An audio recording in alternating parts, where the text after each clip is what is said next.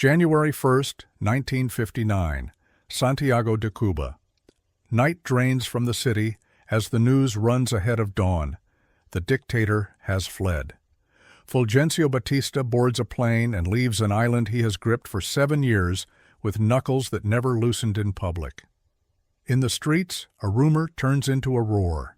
Men in beards and fatigue shirts ride trucks that seem too small for the size of the moment. One of them is 32 years old, taller than the others on the flatbed, a lawyer turned guerrilla with a voice that will soon be louder than the architecture. His name is Fidel Alejandro Castro Ruz. He looks not like a president, but like a promise made by a column of soldiers who slept on dirt and read poetry by firelight. January 8, 1959, Havana. The caravan enters the capital in a ribbon of exhaust and flags.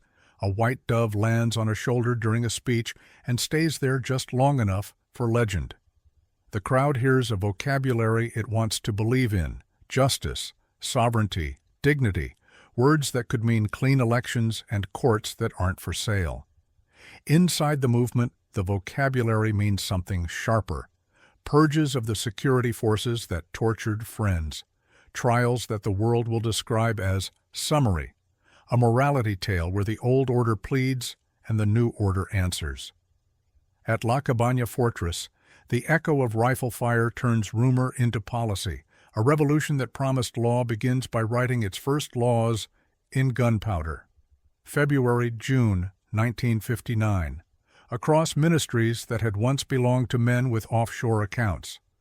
The new government moves quickly because speed is how you prevent the old elite from learning how to reconvene. Land reform arrives as a bulldozer for deeds, estates sliced, limits set, a new rural authority for a countryside tired of being a backdrop. The men who lost property send lawyers to argue, and money to Miami.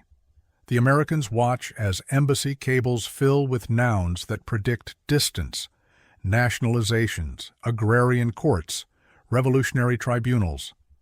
The embassy cannot settle whether the young leader is a nationalist who wants a better bargain or a communist who prefers a different mathematics of ownership. The leader does not settle the question for them. He spends April with a rifle on a mountainside, chasing the ghosts of counter-revolution in the Escambray, and spends June reassuring microphones that the revolution is Cuban first, forever. March 4, 1960, Havana Harbor. A Belgian freighter exploding turns steel into shrapnel and men into numbers read on radio. The ship's name is La Cubra. Its cargo is grenades and ammunition. Its fate is a blast that becomes a chapter heading. Funerals fill the capital with flags and fists. A new slogan walks out of the cemetery and into every speech: Patria o muerte. The choice, if you believe the voice at the podium, is now binary, eternal, and under surveillance by enemies who smile in foreign suits. Summer-autumn 1960. The quiet warfare begins with signatures. Oil refineries refuse to process Soviet crude under contract terms they prefer. The state responds by taking over the refineries. The United States replies by cutting the island's sugar quota, the economic oxygen it has inhaled since Generals' War spurs. One retaliation triggers another until words like embargo and expropriation are no longer diplomatic abstractions, but daily life. Soviet tankers begin to appear. Soviet advisors arrive. The island that once sold sweetness to its northern neighbor begins buying machines and missiles from a capital that pronounces Spanish with an accent Cubans have only heard in films of parades. January 3, 1961, Washington and Havana. Diplomatic relations end with a note.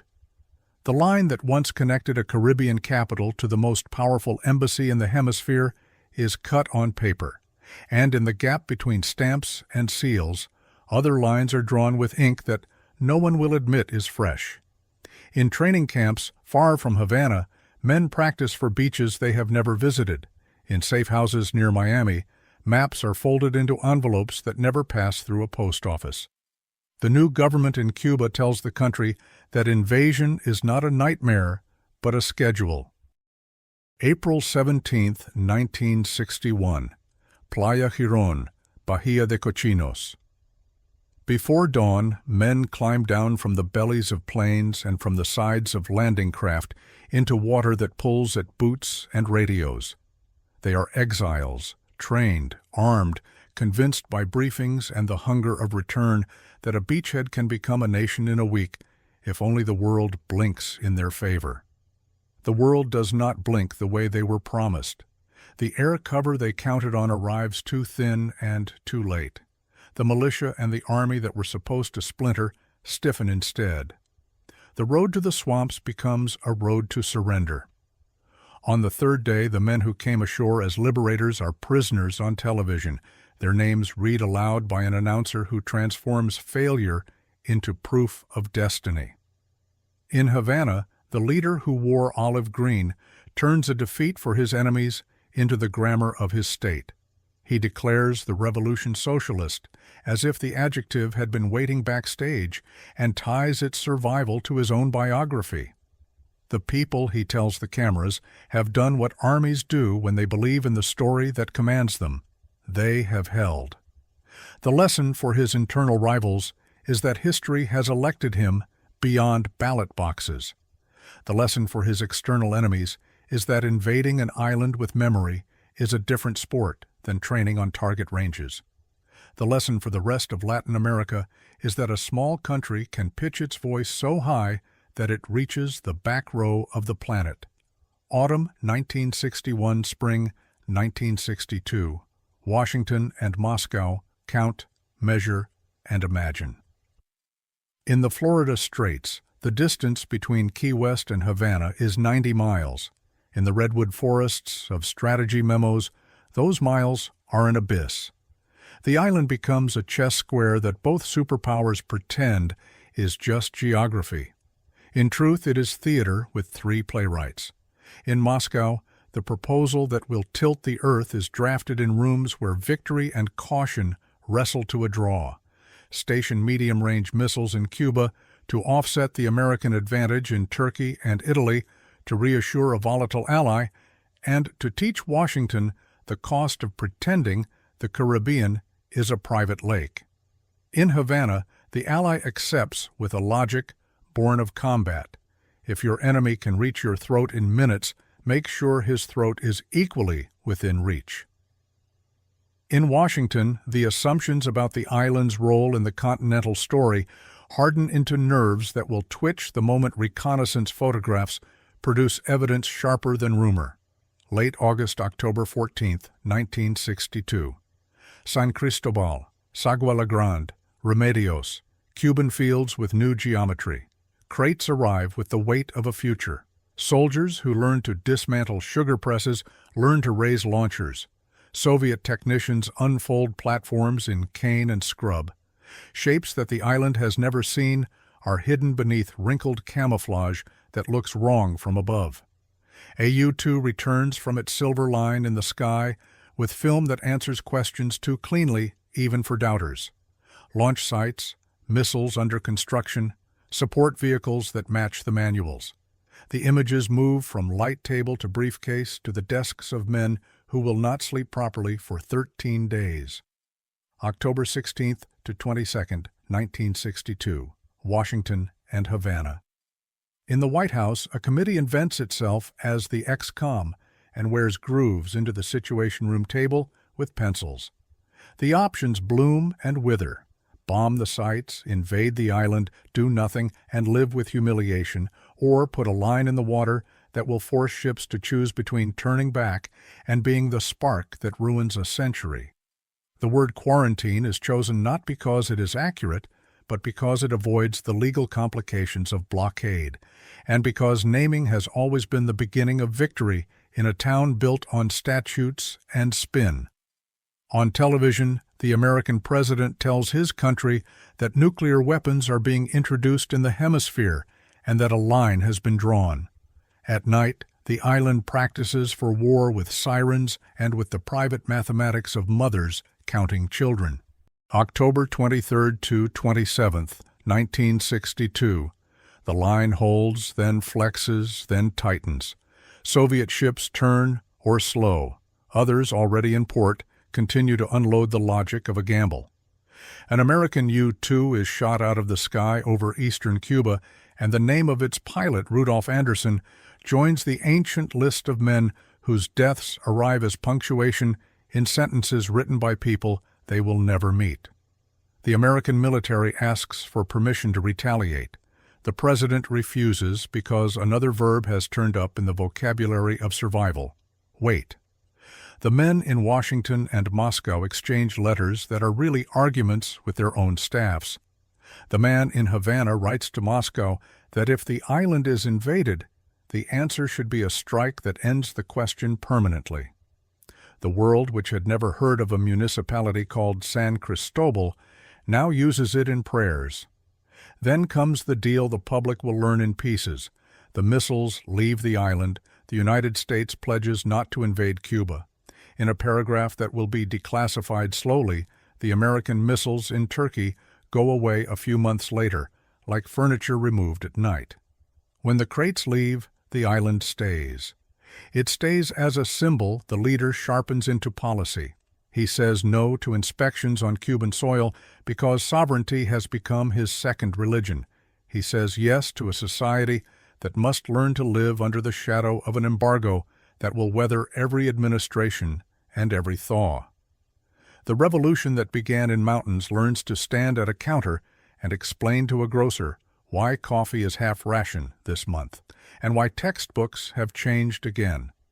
The leader who began as a lawyer and became a soldier now becomes a teacher of scarcity, telling a generation how to endure. 1965 to 1967, Havana and the Sierra Maestra memorabilia strip.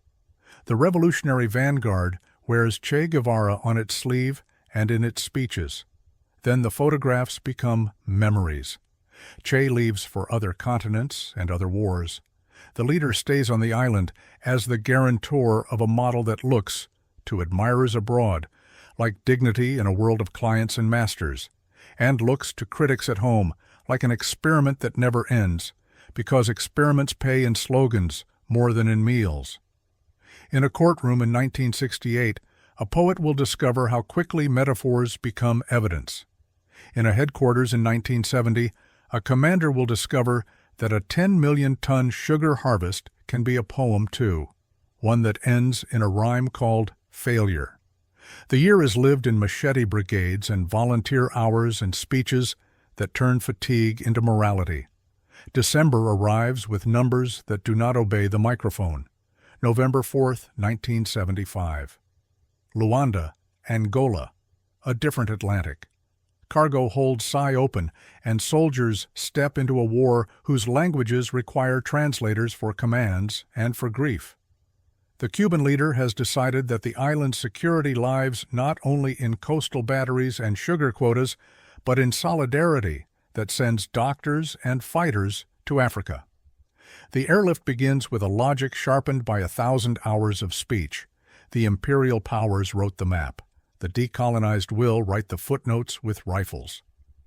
Over the next years, tens of thousands of Cuban troops pass through Angola, and the island's story acquires a chapter where the Caribbean and the Kwanzaa River share a paragraph.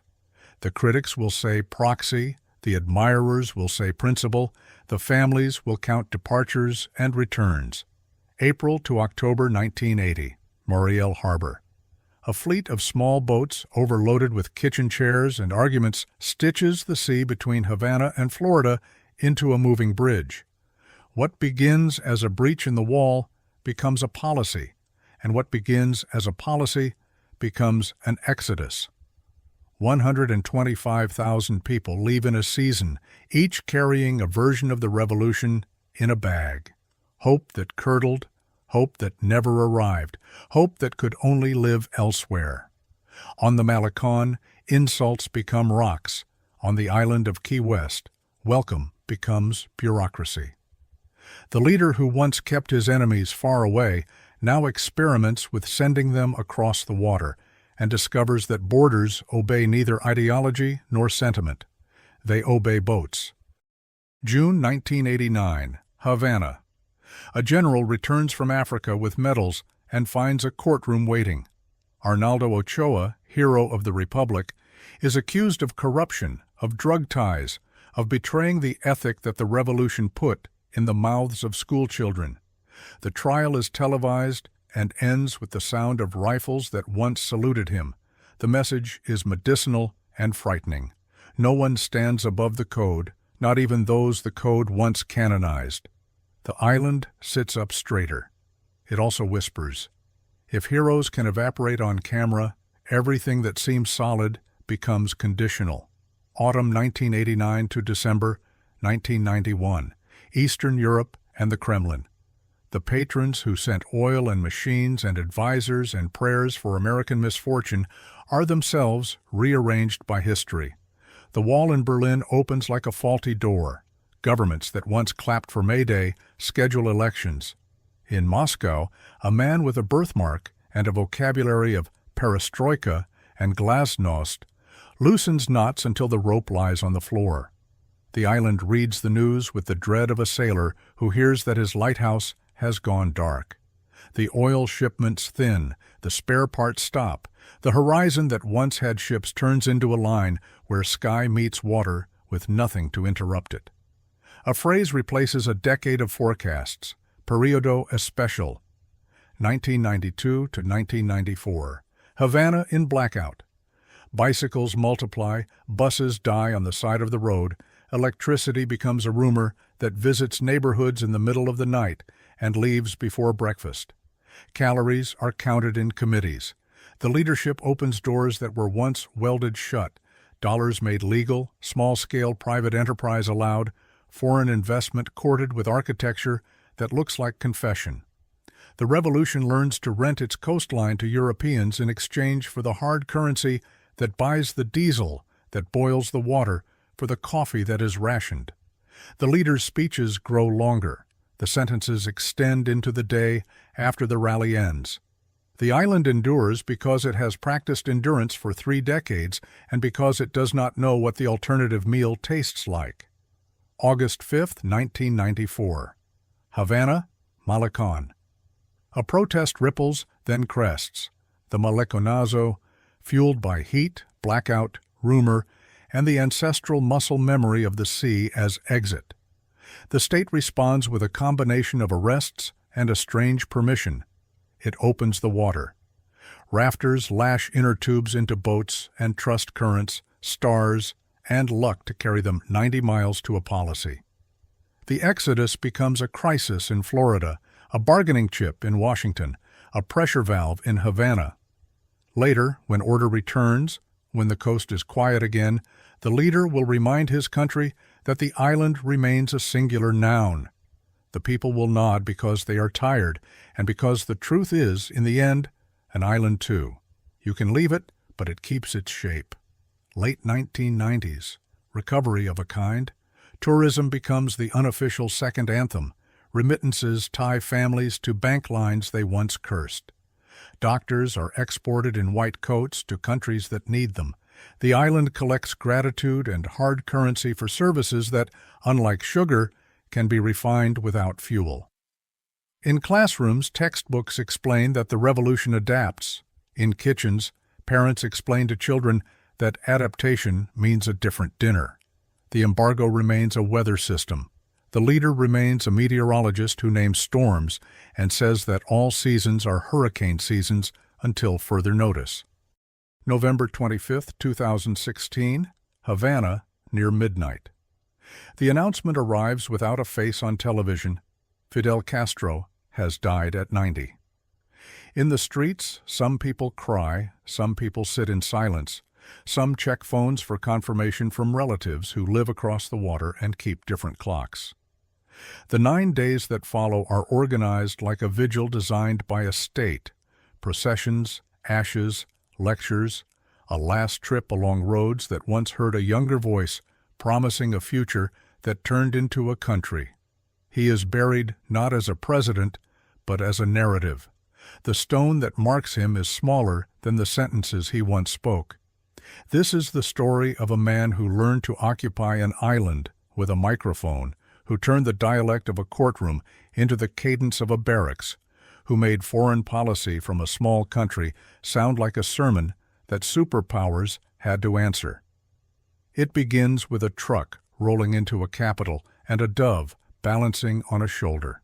It continues through beaches where exiles were promised a continent and found a swamp, through fields where missiles pointed at cities the speakers called by their first names, through African roads that remembered columns of men who came from a Caribbean they could not picture on a globe, through blackouts, boats, ballots in other countries, and bargains that kept lights flickering just long enough.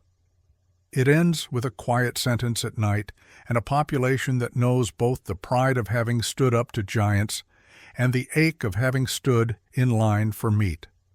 October 14th to 28th, 1962, Washington, Moscow, Havana. The photographs from a U-2 flight slide across a light table and turn rumor into geometry. Launchers under construction near San Cristobal, long cylindrical crates, support trucks parked like punctuation in the sugarcane. In Washington, the XCOM invents itself in a hurry. In Moscow, letters leave Khrushchev's desk in two tones, conciliatory one day, harder the next. In Havana, sirens and anti-aircraft crews rehearse for a war no island can survive alone. The United States draws a line on the water and calls it a quarantine. Soviet ships slow, some turn, and on October 27th, a U-2 is shot down over Cuba, Major Rudolph Anderson's name added to the ledger of last chances. The crisis ends the way history teachers like to underline in red: missiles out of Cuba, a U.S. pledge not to invade, and quietly, American Jupiters removed from Turkey months later. The island stays, the launchers leave, the world exhales in stages. April 1961 to 1963, the backstory becomes policy. The failed landing at Bahia de Cochinos, Playa Girón, to the men who ended it, turns into the logic for everything that follows. The tightening of the embargo, the long improvisation called Operation Mongoose, the normalization of vigilance as a permanent domestic mood. On paper, the Bay of Pigs is an operation gone wrong. In Cuban memory, it is proof that the revolution will not be evicted by an exile brigade and a promise of air cover that didn't arrive. The speeches afterward make it official. The revolution is socialist now, and the struggle is not a transition, but a condition. March 4th to 5th, 1960. Havana Harbor and Colón Cemetery.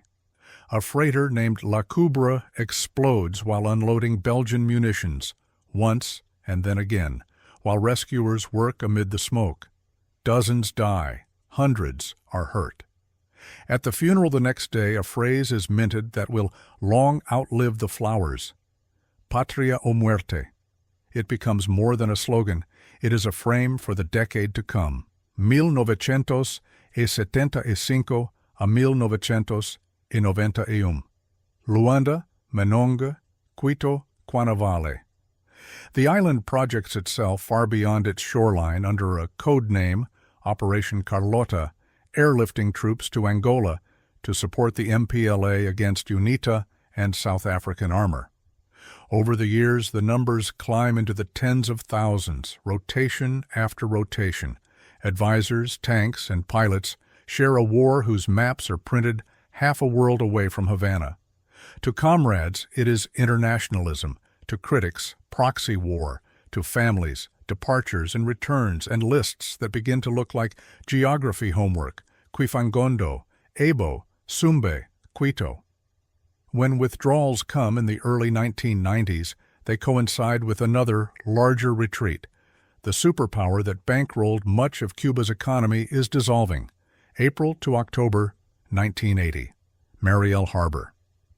The gate opens and then becomes a flood. Over 100,000 people in months, rafts, fishing boats, pleasure craft, pressed into Exodus, a bridge of hulls between Havana and Florida. For Miami, it is an inheritance arriving all at once. For the Cuban state, it is a purge and a pressure valve. For the people on the water, it is a calculation about weather, fuel, and the appetite of a coastline.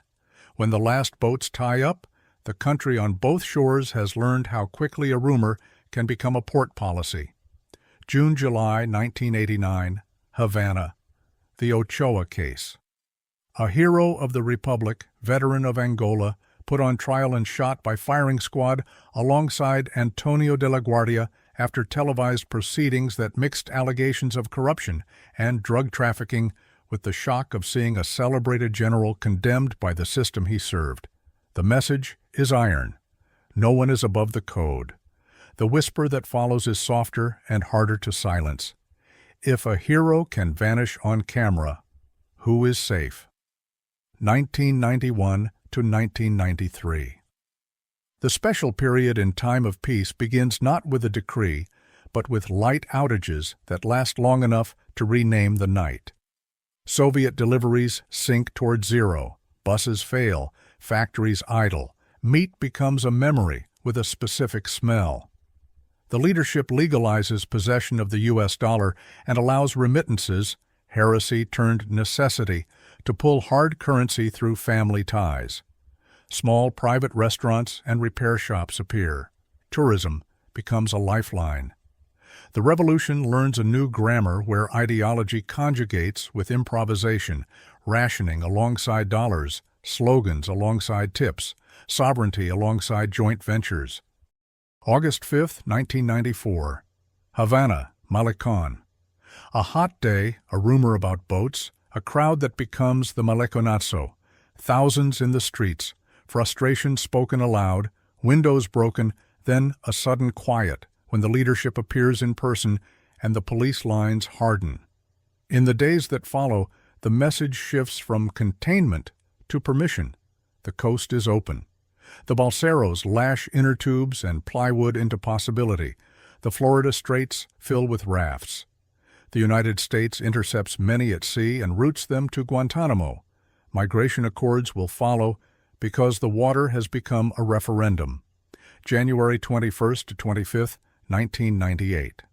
Havana. A guest from Rome steps onto the tarmac. Pope John Paul II, the first pontiff ever to visit Cuba.